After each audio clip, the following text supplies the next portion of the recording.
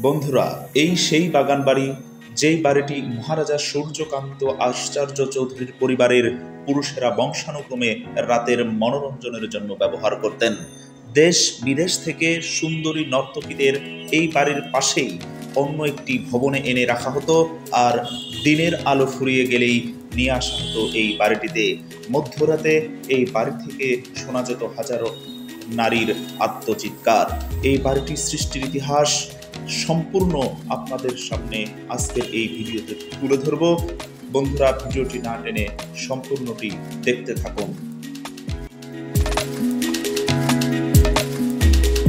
ভারত সম্রাট সপ্তম এডওয়ার্ডের পত্নী আলেকজান্ডার এর নামানুসারে মহারাজা সূর্যকান্ত আশ্চর্য এই ভবনটি নির্মাণ করেন 1879 খ্রিস্টাব্দে। পরবর্তীতে ভবনটি লোকমুখে পরিচিত পায় লোহাকুঠি নামে। ভবন সহ এই বাগান বাড়ির আয়তন প্রায় 27.50 একর। বিশ্বকবি রবীন্দ্রনাথ ঠাকুর, লর্ড কার্জন, মহাত্মা গান্ধী, সুভাষ বসু, কামাল পাশা, নওয়াব স্যার সলিমুল্লাহ সহ দেশ বরেণ্য বিখ্যাত ব্যক্তিবর্গের পদচারণায় এই বাগান বাড়ির ইতিহাস ঐতিহ্যকে আরও সমৃদ্ধ করেছে।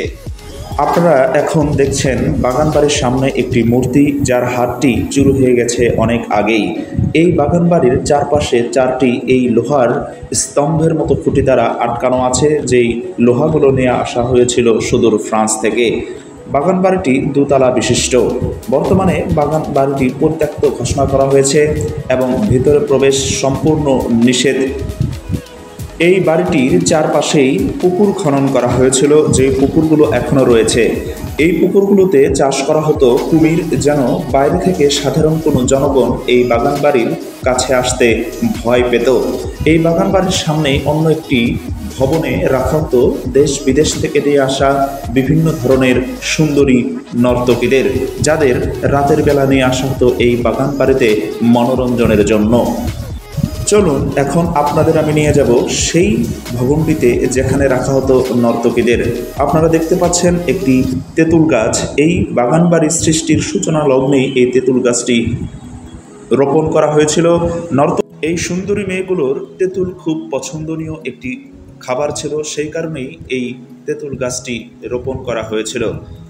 এই তেঁতুল গাছের পাশেই রয়েছে সেই ভবনটি যেখানে রাখা হতো সেই নর্তকীদের। আপনারা সেই ভবনটি, জরাজীর্ণ ভবনটি এখন দেখতে পাচ্ছেন।